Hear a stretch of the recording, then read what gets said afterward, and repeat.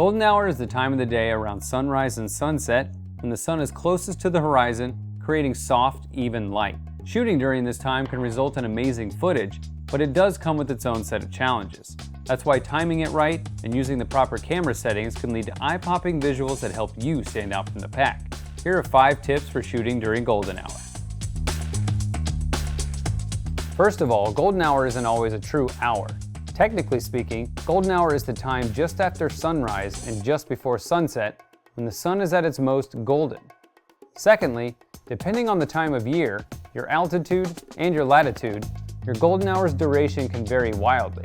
There are several websites that display golden hour information, and there are even a few golden hour smartphone apps that you can use to get the exact duration for any location, elevation, and date. The only way to know what your location looks like during golden hour is to actually witness it beforehand. Go out and scout both sunrise and sunset to see which looks best. Keep an eye on the sun's path in the sky and look for any shadows it creates as it rises and sets. Take your camera and look at your settings. That way, you won't waste any time figuring out your exposure when you could be shooting. If you can't reach your destination before you shoot, you can check digital tools like Google Earth that actually show you the sun's trajectory and lighting during a given time of day.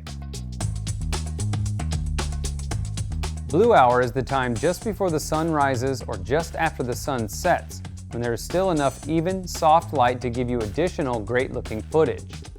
With blue hour light, the sky is a deeper blue and has more saturated colors, which can lead to a more dramatic and melancholy feel. It can be difficult to match golden hour and blue hour shots, so work separately within each time period as much as possible. Your exposure and color temperature are going to dramatically change as the sun starts to rise or set in the sky, so constantly monitor your settings to keep it consistent. For color temperature, auto white balance will usually work well, but the shade or cloudy presets can also give you positive results. Manual white balance gives you the most control, but you'll need to keep a watchful eye and make adjustments often as the light changes. As far as your ISO, know what your camera's native ISO is, because once you start going above that, your image can start to lose quality and add camera noise or grain. Lastly, opening or closing your aperture to keep exposure could drastically change your depth of field. So if you have a specific look you want to keep, work with other exposure settings instead. The majority of your shots are going to be pointing the camera toward the sun or away from the sun, using it to light your subject.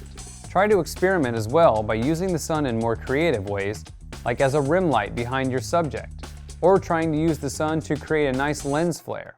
You can direct the sun's light with reflectors or bounce cards, or the sun can even be bounced off a body of water. No matter what you do, shooting during magic hour is incredibly beautiful and rewarding when you do it right, and you'll learn loads about using natural light in your productions along the way. As a bonus, you'll also learn how to shoot quickly within a tight window. If you like this video, subscribe to us on YouTube for more tutorials. You can also read the Pond5 blog for other filmmaking tips and tricks. And as always, head over to pond5.com for thousands of golden hour clips to use in your next project.